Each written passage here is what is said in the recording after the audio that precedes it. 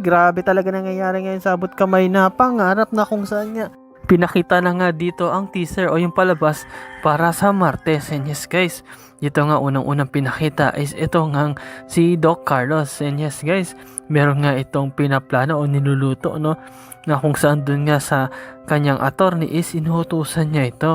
And yes guys, mayroon nga siyang ibinigay pa na donation daw no, na kung saan nga yung donation na to is mukhang pera o isang malaking pera. Kaya nga mismo yung attorney niya is sinabi niya na ako ang bahala. Actually sinabi pa nga ni Doc Carlos na itong donation kong bibigay sa iyo at sana hindi ako o hindi madawit ang pangalan ko sa anumang kaso.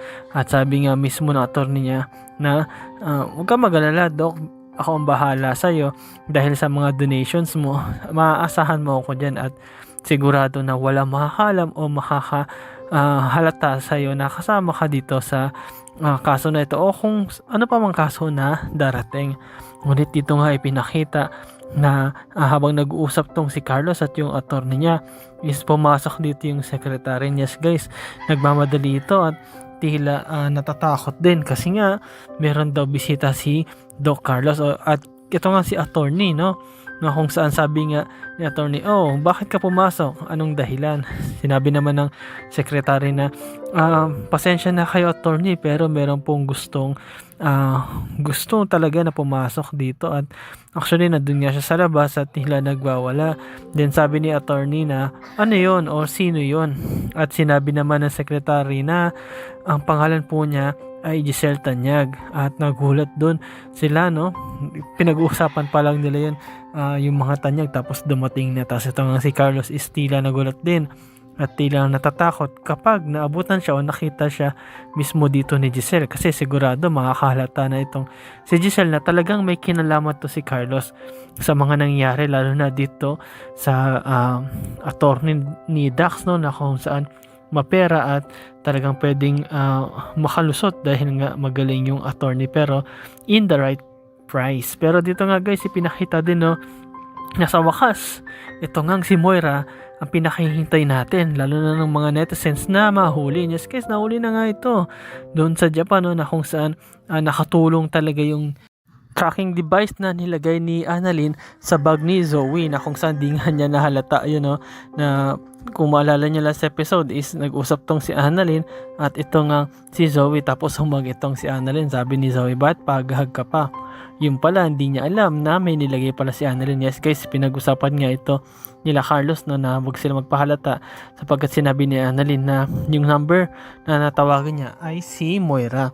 At talagang sakto yung pagplano nila kasi doon na huli nila itong si Moira at actually may kasama na nga silang mga pulis eh.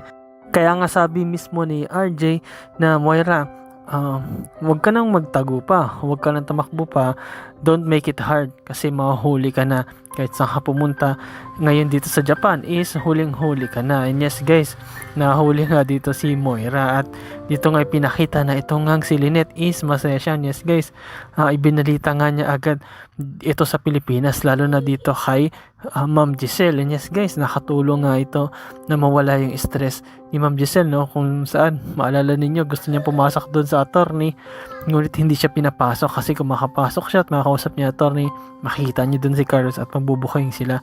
Bad trip nga itong si Ma'am Giselle pero nung narinig yung balita is nawala yung bad trip niya, talagang masayang masaya siya at excited na nga siya actually na makita itong si Moira at mukhang baka masaktan niya ito no, baka masabunutan pa pag nagkita. At dito nga guys ipinakita na ito nga si Moira is pinauwi na ng Pilipinas. Yes guys, sila Annalyn din at sila RJ is umuwi na rin no, na kung saan nga dahil nga dito sa pagkakahuli ni Moira ang dami nga pulis na nag-escort kahit sa pagbaba pa lang nito ng airport is nandiyan na yung mga pulis no, na kung saan nga para hindi makatakas itong si Moira kasi alam niyo naman masyadong makulit to si Moira, masyado tong parang daig pa niya yung palos no, lagi na lang nakakawala kahit yung mga pulis is naiisa niya pa rin.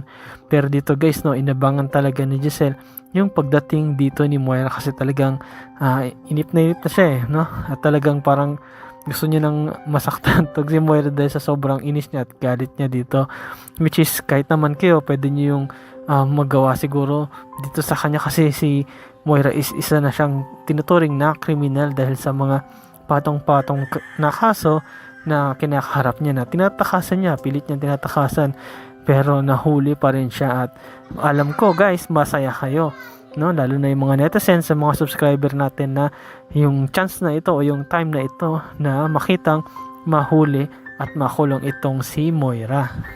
Na kung saan nga itong si Moira is wala na talagang kawala. Nagpaplano pa nga siyang makatakas sana at umalis ng Japan. Nakausap pa nga niya o nakipagkita pa nga ito kung matandaan niyo kay Zoe. Pero talagang ito na yung time na mahuli at makulong itong si Moira. Ngunit bago nga mangyari, no, makita natin na talagang itong si Moira talagang inisip pa rin niya yung anak niya.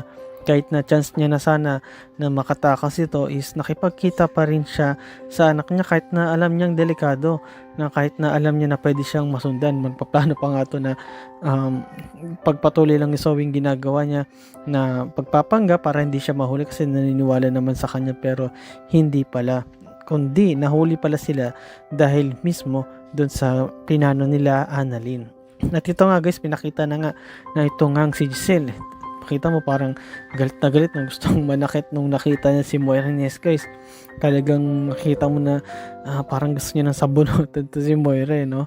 Kasi nga talagang gigil na gigil siya dito at nung lumapit nga itong si Moira sa kanya, ginawa ni Giselle is talagang pinasalubungan niya ito ng sampal. Yes guys, talagang tabi yung mukha ni Giselle no? At talagang makita mo galit na galit to kay Moira no? At talagang nasaktan dito si Moira sa ginawa mismo ni Giselle. Pero sabi nga mismo ni Moira na wala akong pakialam dyan sa sampal mo, hindi ako dyan nasasaktan. Ngunit sinabi nga dito mismo ni Giselle na hayaan mo yung kamay mo na yan is sigurado na mamaya lang is mahawakan na ang selda na kung saan doon ka na mabubulok at doon ka na mag-i-stay ng matagal. Yes guys, mahirap kasi lusutan itong kaso ni Moira kasi kidnapping yun and at the same time marami ring ebidensya na nagtuturo na siya nga yung gumawa o siya yung mastermind at meron din na witness na kung saan nga yun nga ay si Dax na malaking ebidensya rin yun na para makulungan o makulong itong si Moira. At dito nga guys, habang sinasabi yun ni Giselle no, ito namang si Moira is sumasagot pa rin no. At talagang palaban itong si Moira no, kahit na wala na siyang kakampi, kahit mga pulis na ngayon katabi, talagang talak ng talak pa rin to no. At talagang nakikipaglaban siya dito nga kay Giselle at sinasabi nga niya na wala kwenta yung sampal mo, alam mo kung makakawala lang ako dito at maalis yung posa sa akin, sigurado mas sakit yung sampal na gagawin ko sa'yo Giselle. Yes guys, talagang palaban pa rin itong si Moira sa kabila ng lahat no. Talagang di siya nahihiya, talagang mararamdaman mo at makikita mo yung personal na galit nito nga ni Moira kay Giselle, which is dapat wala naman talaga kasi kung mayroong mang pwedeng pagalitan no, ikagalit tong si Moira is yung sarili niya lang kasi meron siyang mga bagay na gustong makuha, lalo na yung kayamanan ng Tanyag pero hindi niya makuha. Kaya ginagamit niya rin yung anak niya para mismo na makuha yung kapangyarihan at yung kayamanan ng Tanyag. No, pero ito nga makita mo talagang palaban din tong si Giselle, hindi siya talaga natatakot. Lalo na pag dito kay Moira, talagang gagawin niya lahat no. Kung kailangang sabunutan, lalaban yan kung matandaan nyo noon, sinabunutan niya na itong si Moira at kawawa kasi mas malaki, mas matangkad do si Giselle mismo kaysa kay Moira. Pero yun nga guys no, sinabi nga ni Giselle dito kay Moira na sige magsalita ka lang pero sigurado at sisiguraduhin ko habang buhay kang makukulong na sa kulungan at habang buhay ako. Yes guys, talagang ganun yung pagkakasabi ni Giselle at itong mga polis is nagpatuloy na sa paglakad at pag-escort kay Moira hanggang doon nga travel papunta sa presinto at sumunod na nga rin doon sila Giselle para tignan at make sure na makulong nga itong si Moira. Pero abang natin bukas guys kung ano talaga yung mangyari no.